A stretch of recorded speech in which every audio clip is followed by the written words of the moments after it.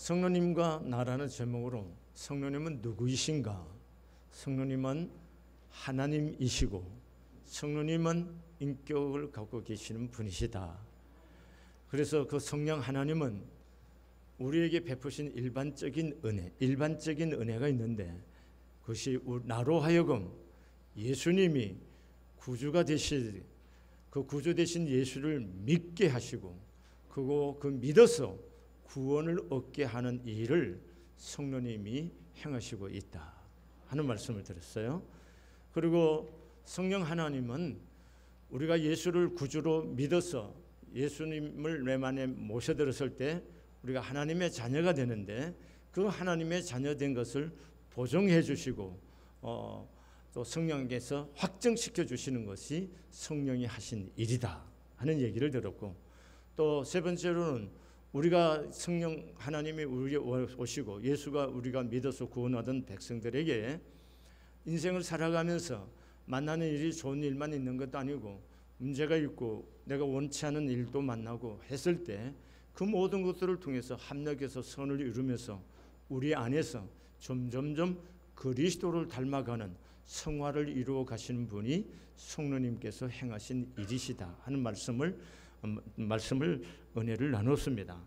그다음에 성령 충만과 나라는 제목으로 성령 충만이 도대체 뭐냐 하는 겁니다. 성령 충만은 내 전 존재, 전 인격으로 다스림, 그분의 다스림을 받는 내 전 존재가 성령님의 다스림 안에, 그분의 다스림 속에, 그분의 다스림으로 모든 것이 움직여지는 상태를 성령 충만이라는 거예요. 내 감정, 내 지성, 내 모든 의지, 이 모든 것들이 성령님의 주도 아래 인도를 받고 다스려지는 것, 그 상태를 성령 충만이다라는 얘기를 들었고요.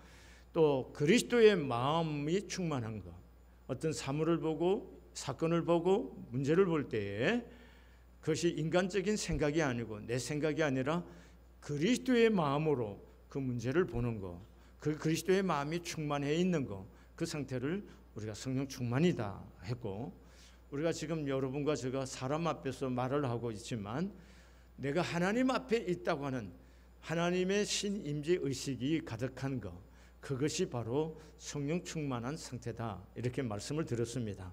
그래서 베드로는 무식한 사람이었습니다.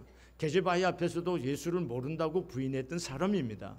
그런데 그가 그의 생사권을 가지고 있는 사내들인 의의 앞에서 담대하게 예수가 십자가에 죽으신 예수가 부활했고 그분이 우리의 구주이시다, 하나님의 아들이시다고 담대하게 증거했고, 또 사내들의 의회원들이 그를 협박할 때에 하나님과 사람 앞에서 너희 말을 듣는 것이 옳은지 하나님의 말씀 듣는 것이 옳은지 네가 판단해봐라 라고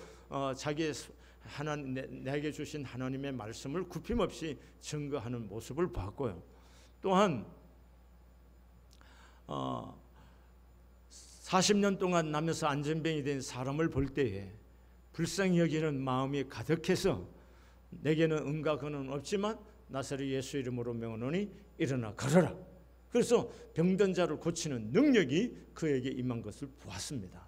그런가 하면 여러분, 베드로가 겁이 많아서 모른다고 하고 부인했던 그 베드로가 그 예루살렘에 있는 시민들을 향해서 말씀을 증거했을 때 그날에 베드로의 설교를 듣고 3,000명이 회개하고 돌아왔고, 두 번째 설교를 했을 때 5,000명이 예수를 믿고 돌아왔습니다. 이 엄청난 일을 행하신 사람이 바로 베드로입니다. 왜 그랬을까요? 그것은 베드로 안에 성령이 충만했기 때문이다 하는 것입니다. 여러분, 베드로가 이렇게 성령 충만했습니다. 성령 충만했다는 거죠. 여러분, 이 성령 충만, 오늘 우리가 사도행전 2장의 4절의 말씀에 보면은 그들이 다 성령의 충만함을 받고 성령이 말하게 하심을 따라 다른 언어들로 말하기를 시작하니라 이렇게 말했습니다. 성령이 임하니까 그들 속에 다른 언어가 와서 그들이 생각하는 언어, 인간의 언어가 아닌 하나님 주신 언어, 하나님의 말을 그들이 쏟아내기 시작하는 것을 볼 수가 있습니다.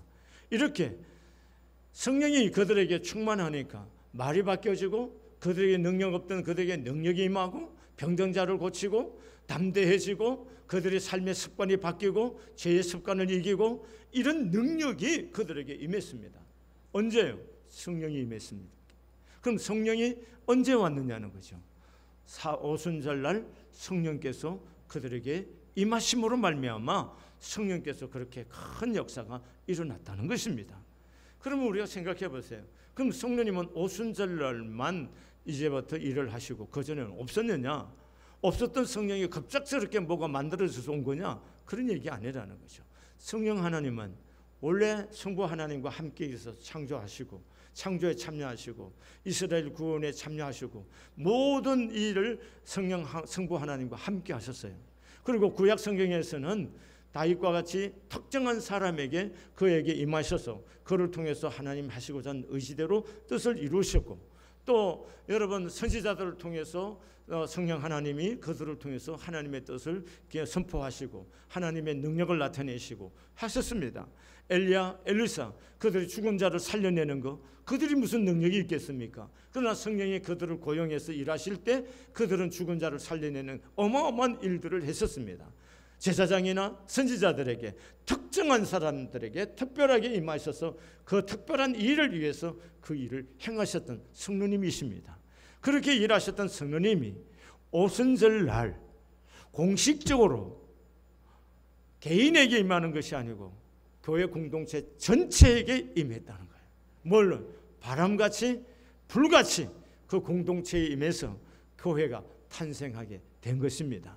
여러분 이렇게 오순절날 사건이라는 것은 단순히 개인의 속에 어떤 성령 하나님이 교회 공동체 속에 와서 어떤 특별한 사람에게만 아니라 여기 예수를 고백하는 모든 이들 속에 임하여서 능력으로 임하셔서 우리를 사용하시는 그 놀라운 역사가 오순절 이후로 일어나게 되었다는 것입니다.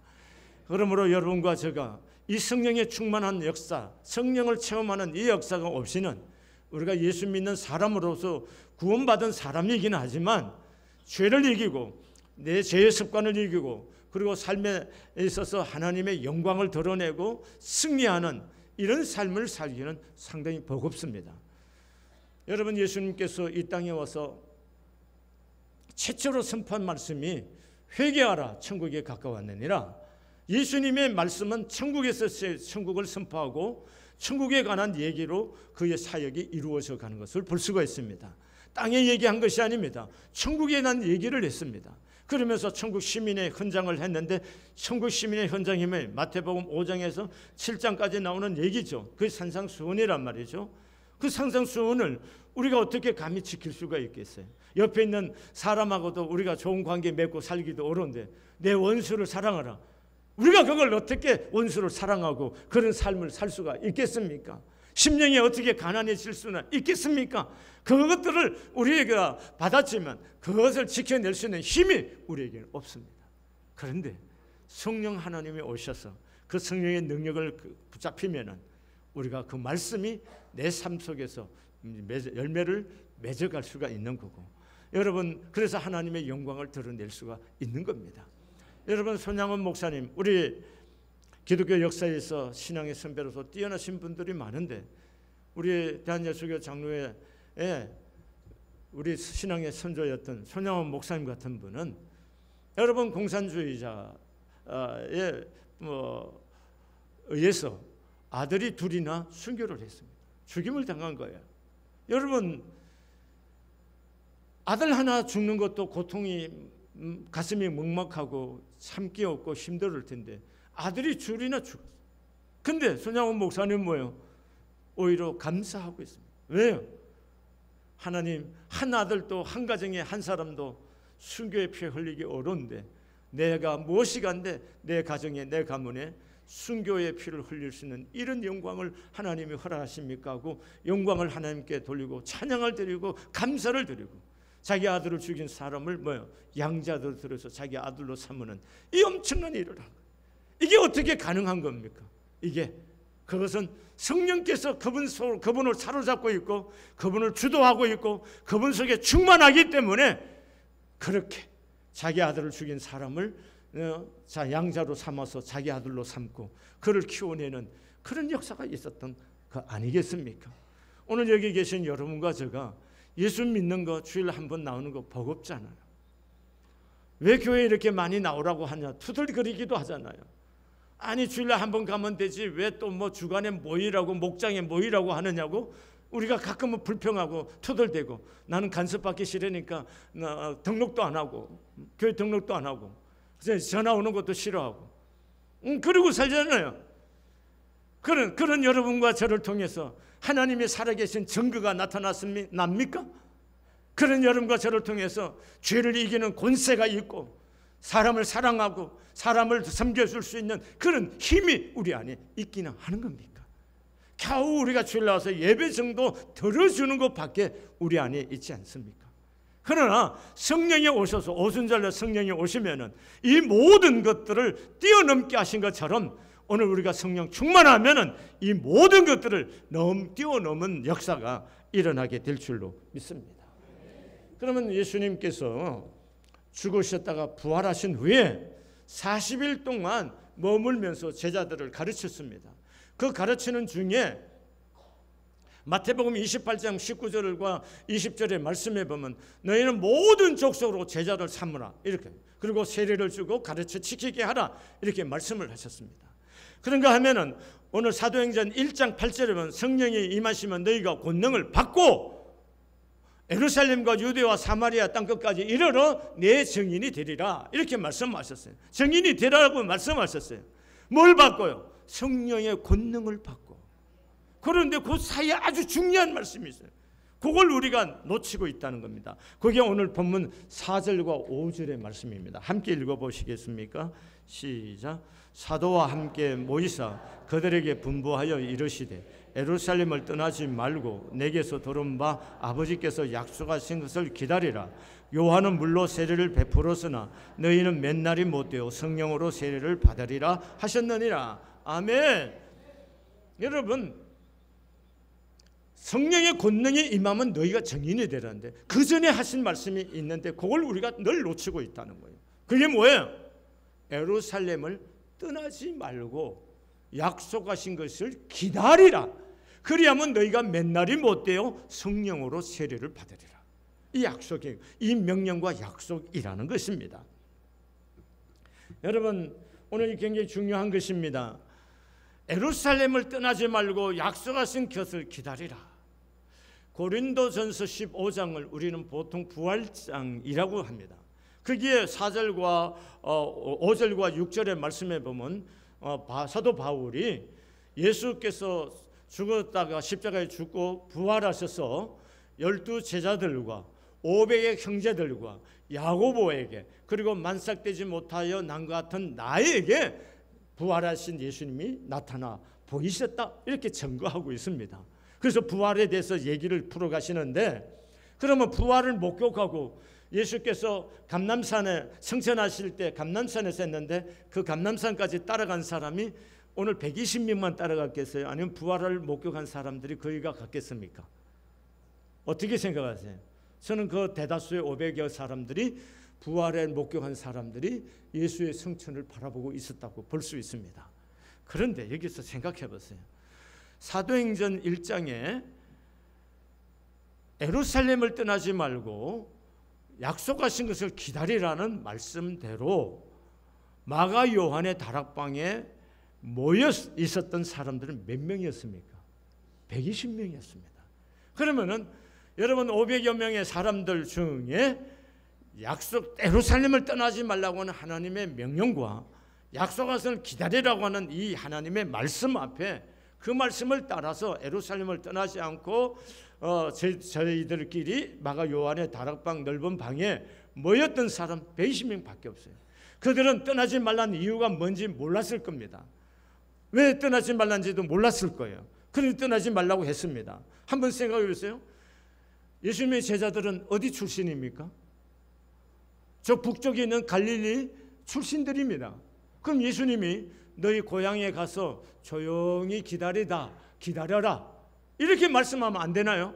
그런데 예수님이 고향에 돌아가서 기다리란 말을 한 것이 아니고 예루살렘을 떠나지 말고 기다리라 이렇게 말씀하신 겁니다. 그럼 예루살렘은 예수님에게서 예루살렘은 어떤 도시인가요? 십자가에서 죽으시고 부활하신 영광이 있는 순환과 영광이 함께 있는 곳이 어디예요?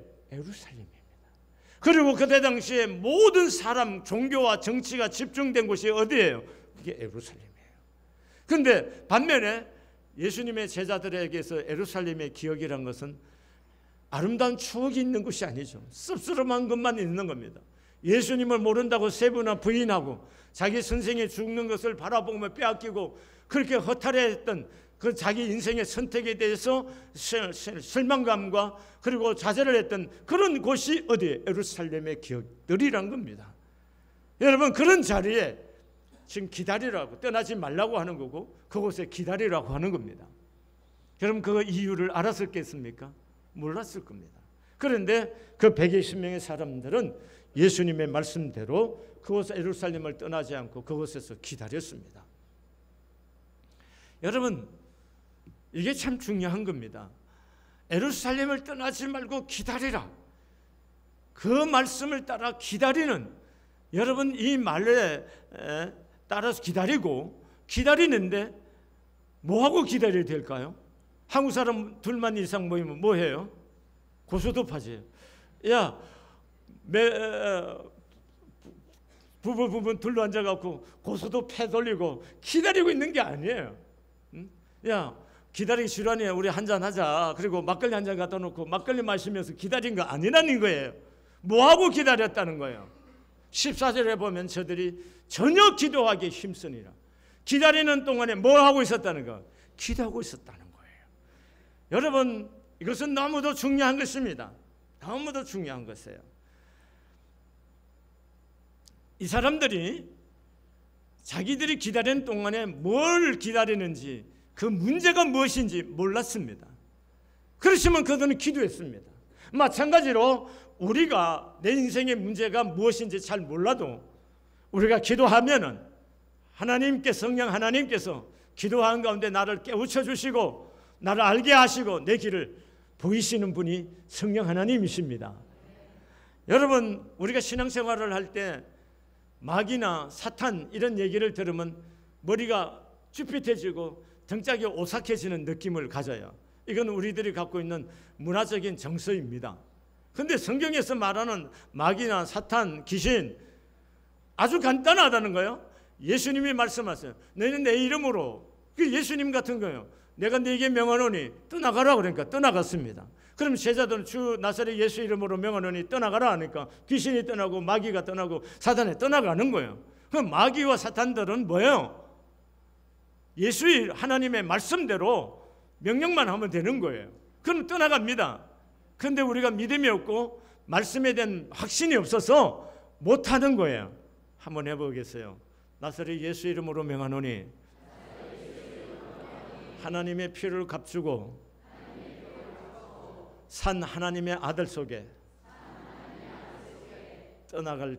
사탄아 떠나갈지어다. 그러면 떠나갑니까? 안 떠나요? 확신이 없으시죠? 그러니까 못하는 거예요. 약속을 믿는 거예요. 뭘 믿어요? 하나님의 말씀을 믿고 내 경건에 있는 것이 아니고 예수 이름의 권세가 있는 거예요. 예수 이름으로 명령하면 사단이 떠나가게 되고 결박을 받게 될 줄로 믿습니다. 이거는 약속대로 하면 돼요. 말씀대로 하면 되는 거예요. 그런데 우리가 싸워야 할 것은 사탄만 있는 것이 아니고 세상과 싸워야 되는 거고 최고로 싸워야 할 것은 나 자신인 거죠. 나와의 싸움인 거죠. 내가 뭡니까? 우리는 철저하게 마지막까지 남아있는 것이 내 생각이고 내 의지고 내 계획이죠. 우리는 내려놓지 못하는 거죠. 내가 누구고 내가 어떻게 했고 이런 걸로 가득 차 있어요. 그래서 우리는 성령 하나님의 다스림을 받고 충만한 생활을 했다가 금방 소멸한 이유가 거기 있는 겁니다. 이런 나를 이기는 비결이 뭐냐는 거예요. 이런 나와 싸움에서 나를 꺾고 내 자신을 꺾고 이길 수 있는 비결이 도대체 뭐냐는 거예요. 예수님도 육체를 입은 예수님도 우리와 성경이 같은 부분이 많아요. 왜냐하면 보세요. 예수님 십자가 지기 위해서 이 땅에 오신 분이에요. 그게 하나님의 계획이고 뜻인 줄 알고 있었고, 그리고 태연이 붙잡혀 가셨습니다. 그런데 말입니다. 감람산에 올라가 갖고 아버지여, 할 수만 있다면 이 잔을 내게 옮겨달라고 합니다. 이 잔을, 인간으로서 겪어야 할 이 고통을 예수님이 감당하기에 너무 힘드니까 이 잔을 내게서 옮겨달라고 합니다. 그런데 그때 기도하면서 뭐 했어요? 땀방울이 핏방울처럼 떨어졌어요. 그렇게 기도하면서 마지막 기도가 뭡니까? 아버지여, 내 뜻대로 마시고 아버지의 뜻대로 되어지기를 원합니다. 아멘. 뭘로 이긴 겁니까? 뭘로 이겼어요? 기도로 이긴 겁니다. 아멘이세요? 기도로 이긴 겁니다. 그러면 나를 이기는 방법이 뭘까요? 기도인 겁니다. 기도. 우리가 내 자신과 세상을 이기는 방법은 기도 외에는 방법 없습니다. 여러분, 학식으로 우리가 그걸 나를 이길 수 있다? 그렇게 안 됩니다. 내려놔야겠다. 말은 내려놓으면 내려놔집니까? 그렇게 됩니까, 여러분? 여러분, 내려놓는다 말로 내려지는 게 아니에요. 뭐 할 때? 기도할 때 내 교만이 보이고, 기도할 때 내 허영이 보이고, 기도할 때 내 오만함이 보이는 거고, 기도할 때 내 허물과 약함들이 보이는 거고, 그래서 기도할 때 하나님 앞에 내가 얼마나 어리석고 미련하고 악한 존재인 것을 봐서 하나님 앞에 나를 내려놓을 수밖에 없고, 그래서 철저하게 기도할 때 주님만이 나의 모든 것이라고 고백할 수밖에 없는 자리로 가게 되는 거예요. 여러분, 이런 기도, 이게 중요하다는 것입니다. 그래서 오늘 본문에 예수님의 제자들과 예수님을 따랐던 사람들은 다락방에 모여 말씀대로 순종했고 모여 전심으로 기도했습니다. 그리할 때 오순절 성령의 충만함을 경험하고 성령님으로 말미암아 전에 할 수 없었던 엄청난 일들이 그들을 통하여 이루어져 가는 것을 볼 수가 있습니다. 그러므로 우리가 오늘 본문 성경 사도행전을 볼 때에 성령님은 우리가 하나님이시고 인격이라고 그랬습니다. 기계적으로 우리가 이렇게 하기 때문에 성령 반드시 온다, 이런 기계적인 것은 아닙니다.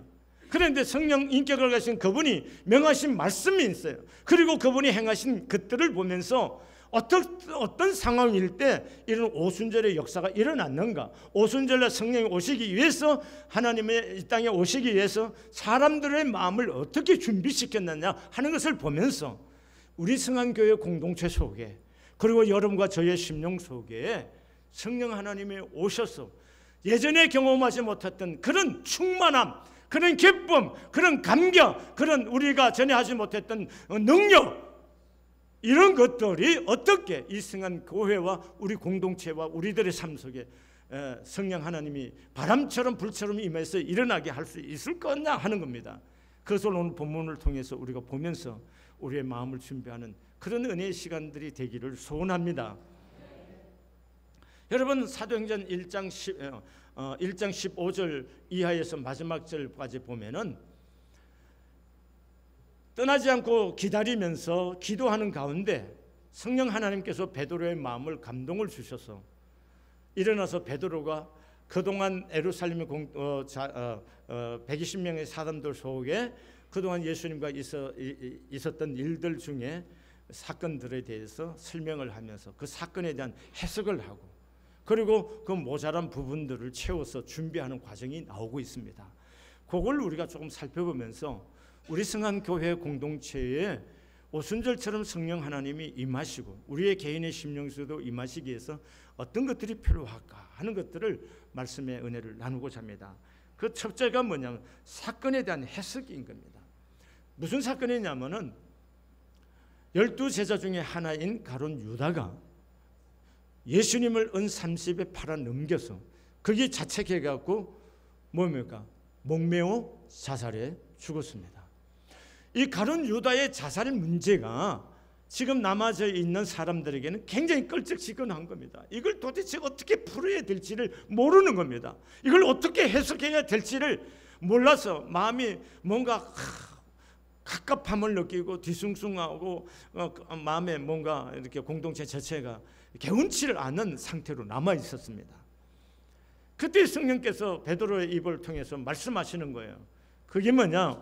오늘 본문의 말씀 16절에 보면은 형제들아 성령이 다윗의 입을 통하여 예수 잡는 자들의 길잡이가 된 유다를 가리켜 미리 말씀하신 성경이 응하였으니 마땅하도다 이렇게 말합니다. 그 말은 우리가 다른 성경 번역본을 보면 뭐라고 말하냐면 유다는 제 길로 갔다라고 말하고 있습니다. 유다는 제 길을 갔다는 거예요. 그러니까 이미 하나님이 계획하신 것이었고 유다는 지 일을 하고 지 인생의 길을 갔다는 겁니다. 그 문제가 오랫동안 우리들을 괴롭혀야 할 문제가 아니다는 거예요. 성경의 말씀대로 그건 됐다는 겁니다. 그래서 제 길로 갔다 이렇게 해석을 한 거예요. 하나님의 말씀으로 해석을 했어요. 그게 이제 정리가 된 겁니다. 해석의 문제로 자살 문제가. 두 번째는 어떤 문제냐면 죽은 가룟 유다의 자리를 채우는 겁니다. 12 제자를 예수님이 선택했는데 가룟 유다 자살해서 죽었어요. 그러고 났는데 그 한 자리를 벗어나는 겁니다. 그래서 오늘 본문 말씀 바사바 요셉이라는 사람과 마띠아라는 두 사람을 추천을 받았어. 그 앞에 두고 그들로 하여금 제비를 뽑기로 해서 마띠아가 예수님의 12 제자 중에 한 사람으로 세움을 받습니다. 이렇게 세워져서 부족한 것이 채워졌을 때에 그 다음에 뭐가 일어났어요? 2장에 딱 나면 오순절날 성령이 뭐예요? 바람처럼 불처럼 마가의 다락방에 임하였던 것을 볼 수가 있습니다. 이것은 굉장히 심오하고 중요합니다.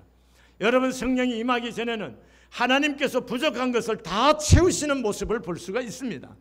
지금도 마찬가지죠. 성령이 우리 가운데 임해서 우리를 통해서 일하고자 할 때 우리를 지적해서 우리 안에 어떤 사건과 일들을 해석해서 우리의 문제를 풀게 하는 거예요. 그게 뭡니까? 죄의 문제를 덜쳐내고 내 허물을 덜쳐내서 내가 어떤 존재인지 보여지고 그래서 내가 아무것도 아니구나.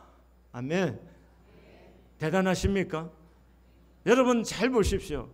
얼마나 어리석고 악하고 내 안에 엄난하고 사악하고 나밖에 모르는 이기심으로 똘똘 뭉쳐져 있는 이 추하고 더러운 내 모습, 이런 것들이 우리에게 보여졌어. 그래서 하나님, 내가 아무것도 아니고 내가 죄인이고 그래서 하나님 은혜가 아니면 살 길이 없다라고 내 자신을 보고 그렇게 내 자신을 해석해낼 수 있을, 그것이 중요한 것입니다.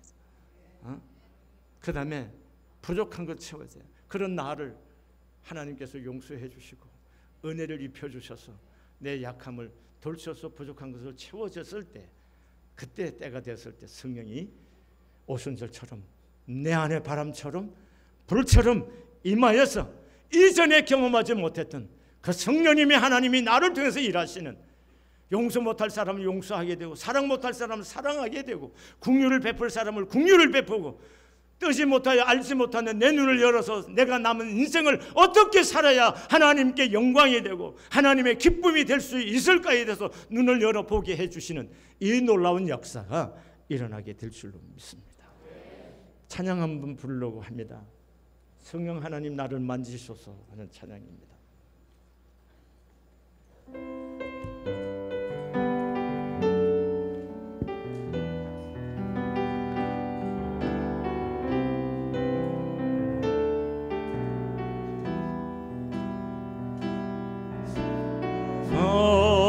하나님 나를 만지소서, 상하고 깨어져 지친 나를 새롭게 하소서. 성령의 바람 시들은 내 영 살리소서.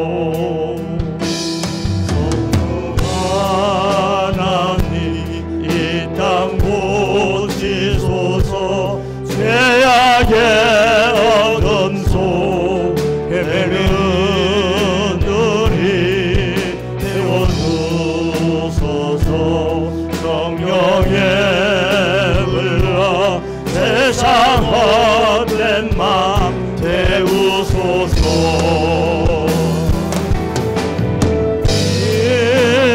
임하소서. 성령 하나